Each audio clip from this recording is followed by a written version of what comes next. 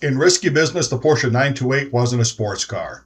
It was a 3,300-pound paperweight on a Princeton application. Swagger down the street with your... In this episode of Reel Rides Reimagined, we're using the Porsches from Charlie Sheen's No Man's Land as motivation to reimagine the Porsche 928 for risky business. It's a mashup of two movies that had very little good to say about 1980s culture. But boy, did they have fun with the cars. So here's the plan for our creation. We're taking the compliance chassis of the risky business 928 and injecting it with the Frankenstein spirit of the No Man's Land stunt team. We're building the car that Joel Goodson should have driven if he really wanted to take a risk.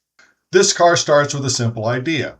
Take the most grown-up Porsche of the 1980s and give it the attitude it never had on screen. The 928 was already a front-engine V8 built to cross continents. So instead of fighting the platform, we're going to lean into it. In 1979, the US spec 928 made 219 horsepower. That's barely enough to outrun a modern minivan. We got to fix that. Now, the internet says twin turbos giving 1,000 horsepower. But in a real garage, we choose reliability. The stock Porsche engine is heavy, complex, and expensive to fix.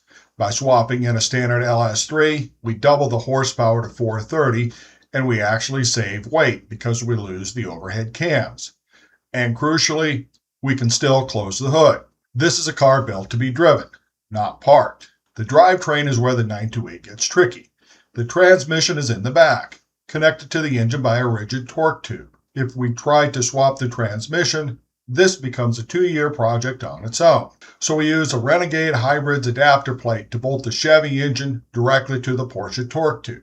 Whether we keep the automatic or the manual, the LS torque is the secret weapon. The 928 had very tall gearing for the Autobahn.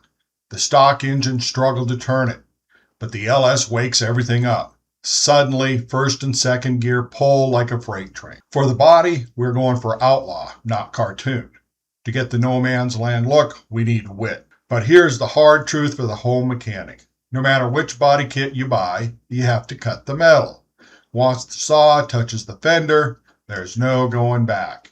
We're adding a deep chin spoiler to plant the nose and a GTS-style wing for the rear. The bodywork is also the biggest variable in our budget. So if you look on the left, we have the AIR kit. It's affordable, but you're going to spend weeks sanding, filling, and making fiberglass fit. On the right is the Jacquemont kit. It costs more, but it fits better out of the box. In economics, they call this the time versus money trade-off. Do you spend thousands more on parts, or do you spend a month sanding fiberglass? Now, the most dated part of this movie car was those flat 15-inch phone dial wheel. We're updating to massive 18-inch 3-piece rims. Think Workmeister S1s with a deep lip.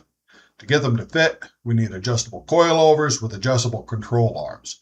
We need to tuck 12 inches of rubber under those new fenders without rubbing. Now, the website is very clear about these wheels. They say they definitely won't fit a Porsche 928. The website wants me to buy 15-inch wheels, but that just ain't going to happen. What they don't know is that we own a cutting wheel, and we aren't afraid to use it. For the interior, we keep it simple. Stock black leather, maybe refreshed with electric blue stitching to match the movie vibe. The hard part here isn't the upholstery, it's the wiring. Making 1970s German gauges talk to modern American ECU is a nightmare. So budget time for a custom harness. We're trying to be budget conscious, but it still is a Porsche. You can find a decent donor 928 for about $10,000. The LS conversion and supporting parts add roughly another $7,000. Suspension and brakes add another $8,000. The real wild card is bodywork. Depending on the kit, paint, and how much labor you do yourself, the budget lands somewhere between $52,000 and $68,000. That is steep for a project car. But for a reliable 430 horsepower wide-body super Porsche that looks like it eats Ferraris for breakfast, I'd say that's a bargain. If we can build this Porsche right here for under 70 grand, I'm in all day long. New 911 start in the low six figures. So yeah, I'd be happy with this car for 70 grand. Now here's the important part. This isn't a six-figure boutique Restomod, and it's not a fantasy build. This is what happened when someone with tools, time, and questionable judgment decides a Porsche should be faster and louder than it ever really needed to be. In risky business, the 928 was borrowed status. In no man's land, cars were stolen identity. This build lives right in between.